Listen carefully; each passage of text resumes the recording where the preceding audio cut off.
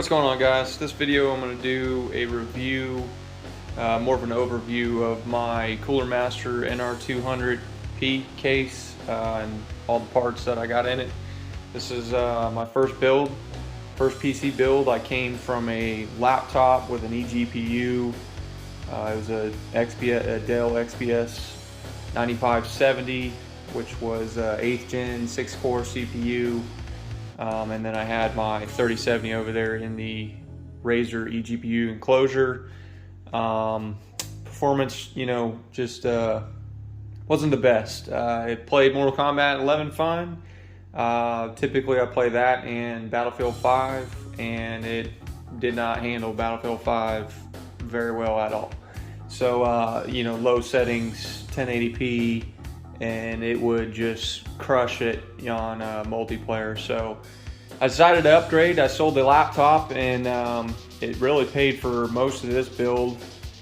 And I'll show you some pictures that compare the size of the eGPU I had, the Razer external graphics enclosure, compared to this case. The only way I was going to really do this if I had a small form factor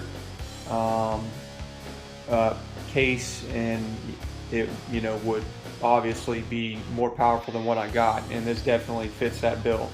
So a little overview of the parts I have. I pretty much have all the boxes on display here except for my RAM. The RAM I have here is the Corsair Vengeance.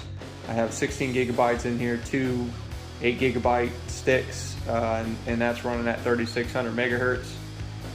For the CPU, of course, we got the 11th gen, the i7, the 11700K there.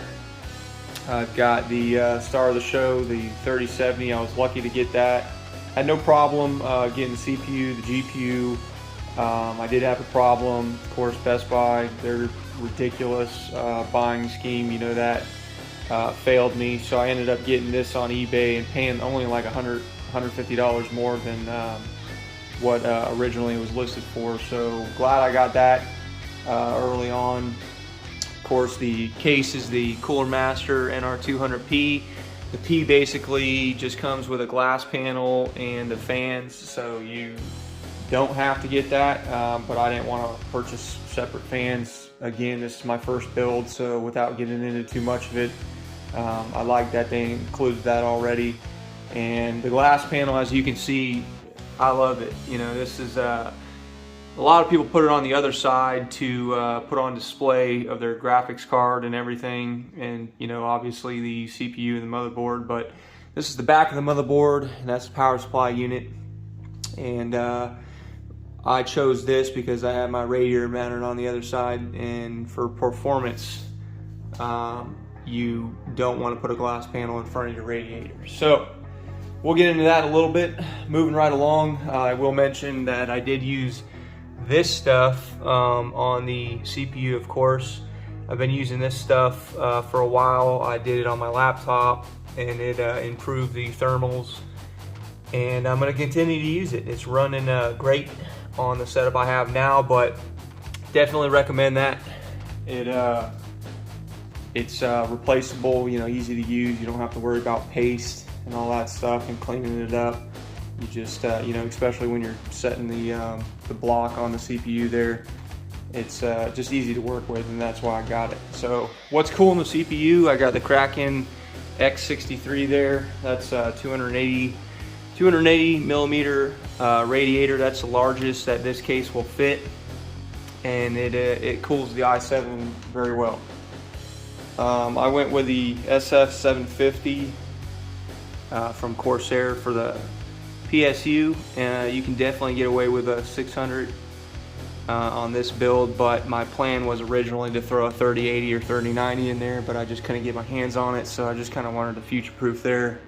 But definitely not needed. And running the 3070, this power supply it runs very quiet, so that's another plus. For the drive, I've got the Samsung 980 Pro, of course. That's the 1 terabyte. That's the only stick I'm gonna have in here.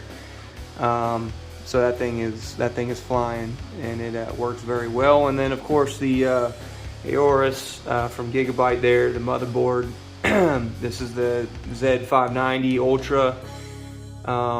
So far, the only complaint I have is that they haven't released the BIOS that works with the NVIDIA, the resizable bar.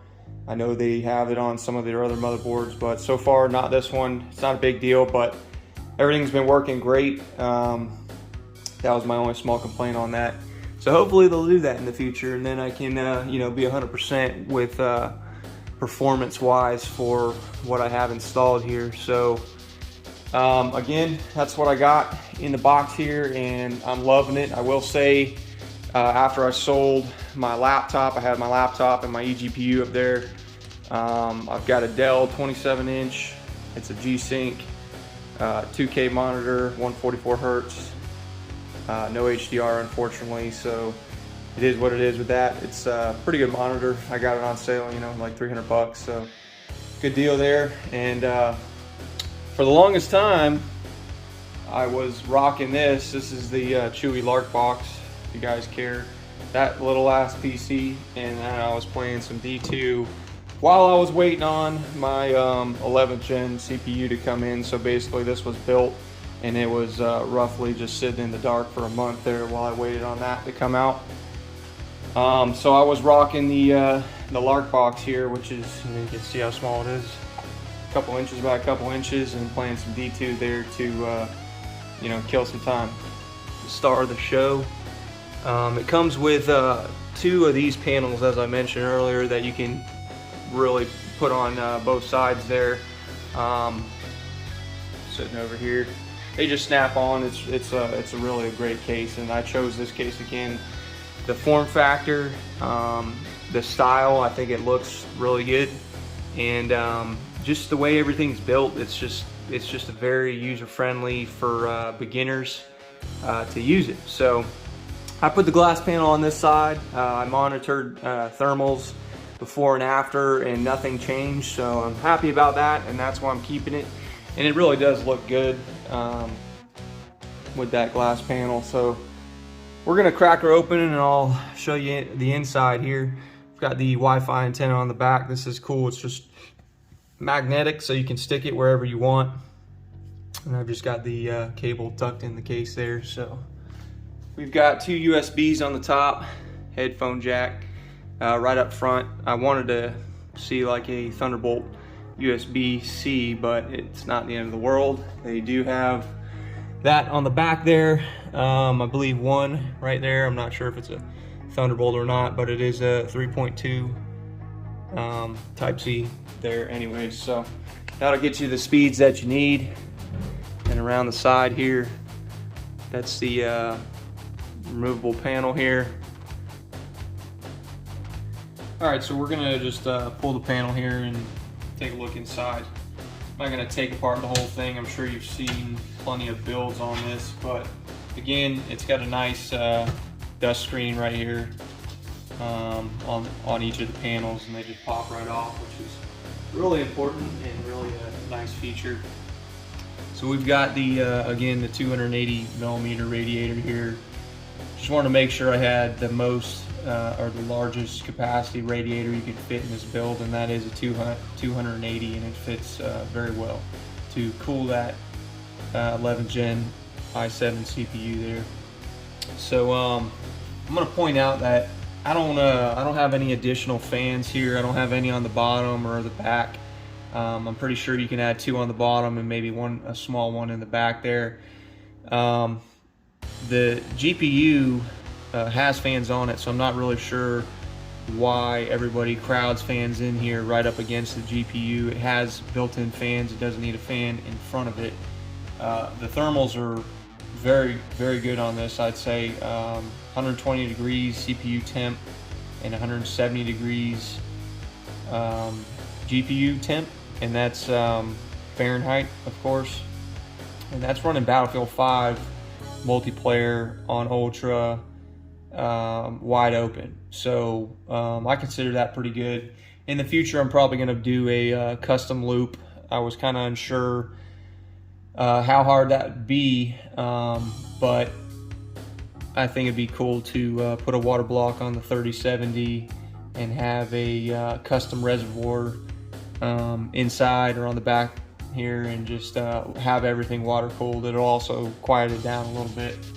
So I only have the 2 fans on the top of the case, which exhaust air out, and then the 2 fans on the back of the radiator that suck air in through the radiator. So it's basically going in and straight out, and then the GPU does its own thing down there. It's got plenty of space, plenty of air for it to do its thing and stay, for the most part, pretty cool, for what I consider pretty cool. But that's the inside. I'm not gonna pull the radiator. You can also mount this, differently. There's a couple different ways on the side or on the bottom, and then that way it'll expose, your motherboard and CPU and all that. But I'm going for performance on this build, not necessarily cosmetic, because my CPU sits on the desk. I'm looking at the screen, not the computer case. So that's how I got it mounted, and I think it looks good off to the side, But that was kind of an overview. So for games, I've got a couple on this computer loaded. I've got Dirt 5, which I'm running maxed out in 2K, and averaging about 90 frames a second.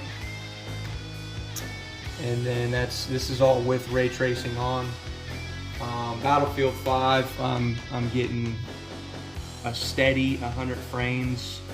It really doesn't go below 100. It bumps between 100 and 110, and that's with everything on Ultra, DirectX 12 with ray tracing, everything set on Ultra. So the 3070 has a small overclock on it, and the i7's sitting stock. So to me, that's pretty good bang for your buck performance if it'll keep 100 frames on Battlefield at 2K with everything on Ultra with this setup.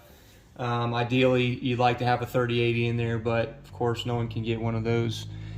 Mortal Kombat 11 is another game that I play, and that runs just fine, maxed out, 60 frames a second, with, of course, everything maxed out at 2K. So that's my overview of the Cooler Master NR200P. Hope you guys like this video. I know there's a lot of videos out there, and I watched them all before I made my decision on this case. So hopefully this video is another cool video that sways the choice there for you to the Cooler Master case. Really happy with it. Really happy with the parts that I have included in here. The 11th gen i7, the 3070 there, and then everything else that accompanies it. This was a future-proof build. Everything is new for 11th gen, PCI Gen 4. Not that it really matters on the 3070, but it does for your M.2 there. So it's good to have everything, maxed out, so you're getting the most performance for what you paid for. And that's kind of what I was gunning for. I'm not really looking to upgrade for a while unless I come across a 3070 or a 3080 or a 3090. Then I'll throw that thing in here. But for the most part, I've got the power supply and the CPU that are going to be future-proof for at least a good couple years here. So that's it. I hope you guys enjoyed the video, and if you have any more questions, please feel free to ask. Thanks.